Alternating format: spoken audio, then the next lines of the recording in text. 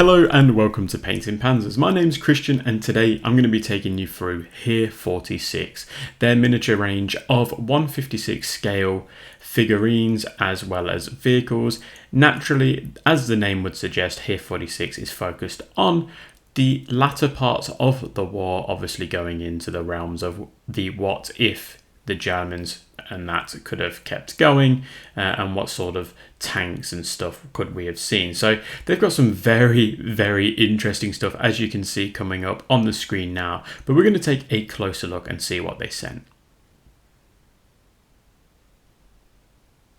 So to start off with, they sent me this APC. Now it's not your traditional sort of German half track. As you can see, it's slightly different. I love the boxwork art. I think it's absolutely fantastic, to the point, but awesome logo. Now within that you get a nice little cardboard box, and in there you've got a few little bits and pieces. As you can see, the tracks are separated, the hull's separated, and then you got a few little bits and bobs.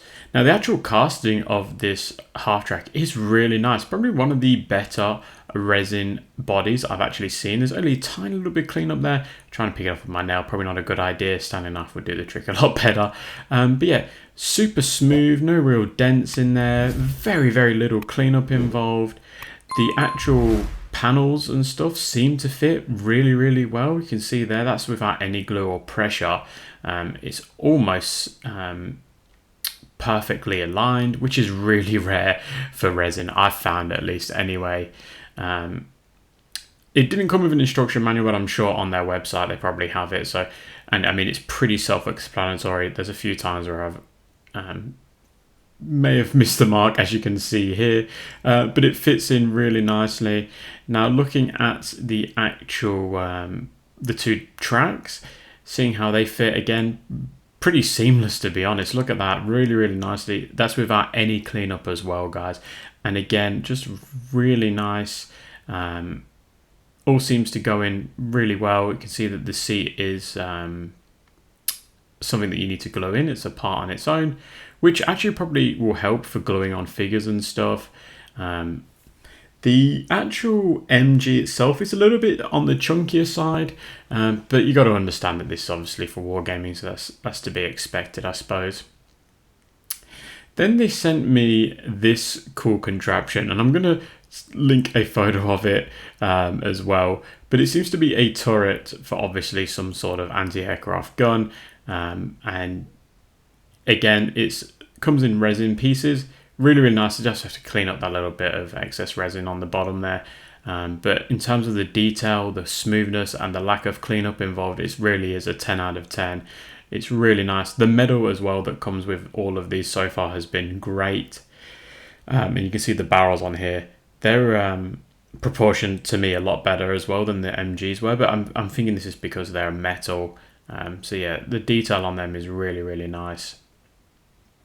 You can see it goes together. This hole here goes in perfectly if you get it in the right way around.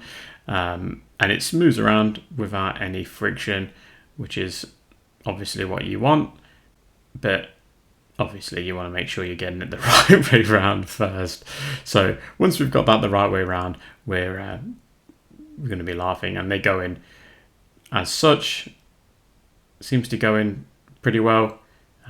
Again, that's not being forceful with it. They also sent me a bunch of figures. Now these figures are going to be able to work with your normal late war Germans. They're not specifically 1946-ish. So you can see we've got a nice winter German here. He's full of detail. Lovely detail on the coat there as well. He's got an MP40 and a Panzerfaust and a couple of pouches. I like the fact that they've made the pouches, you can glue them where you want to. And we've got an officer. He's got an iron cross dangling down there. Some details in there, and the whole so the detail isn't as crisp as you would expect, like plastic models, but for metal it's actually pretty good, and I think it'll paint up relatively nicely. And we've got a bread bag there. Again, we've got another officer here. It's got lots of equipment, so we've got the MP40 and such, and then moving on, we've got a Fallschirmjäger model this time. I particularly like this guy. In his winter coat with his MP40 as well. You can see plenty of detail on that MP40. And then we've got another guy here, another officer. So we've got all the officers out today. He's got a grenade tucked in his belt there. And again, another MP40. This MP40 was lacking a little bit of detail compared to the other ones.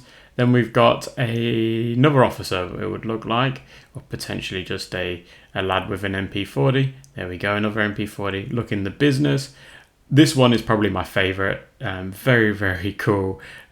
Definitely looks like some sort of general. I love the STG-44 and the Panzerfaust combination. Actually, that's STG-44 looks a little bit more futuristic looking as well. We got another guy. This time it's like an infantryman, another infantryman in different poses. Again in their winter gear and those really thick jackets, making me feel very chilly looking at all this. And we've got some equipment. As you can see here, some more equipment as well, grenades and mines and tank mines, and then we've got some rifles as well. So it's nice to see some rifles in there. So overall, I'm chuffed with Heer46. I think they've got a fantastic range of vehicles and figures. The clear winner for me in this review is absolutely their vehicles. That APC was brilliant, really, really brilliant. If you want to get any vehicles for this time period, I would really recommend checking out Heer46. And they don't just do 156 scale or 28mm, they also do 50mm, so those Flames of War players amongst you that might be watching this as well. So really do go check those vehicles out.